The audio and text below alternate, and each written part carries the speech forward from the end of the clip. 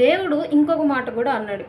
ఇంకొకటి ఏంటి అనంటే, బలులు అర్పించటం కంటే మాట వినట శ్రేష్టము అని. అంటే నువ్వు బలిగా నీ యొక్క పాదములను తీసుకువచ్చి దేవుని సన్నిధిలో కూర్చునటానికి అర్పించే అర్పణ కంటే నేను ఆజ్ఞలను చెప్పాను నీకు, వాటిని నువ్వు గైకొని వాటిని నువ్వు గ్రహించి వాటిని నువ్వు పాటిస్తే నాకు అది చాలా సంతోషం. నువ్వు నా మాట విను చాలు.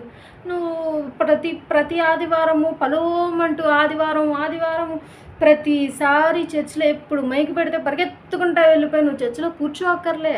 నువ్వేం చేయాలి? నేను బైబిల్లో చెప్పినటువంటి మాటలను పాటించాలి. నీ బ్రతుకును మార్చుకోమన్నాను, చాలు నువ్వు మార్చుకో. నీ హృదయాన్ని మార్చుకోమన్నాను, మార్చుకో. నీ హృదయంలోనికి నన్ను అంగీకరించమన్నాను, అంగీకరించు. కాబట్టి ఈ మాటలు వింటే ఆయనకి చాలా సంతోషం అండి. మనం ప్రతి ఆదివారం వెళ్ళే చర్చ్ కంటే దేవుని మాటలు విని దేవుని మాటలు గ్రహించటమే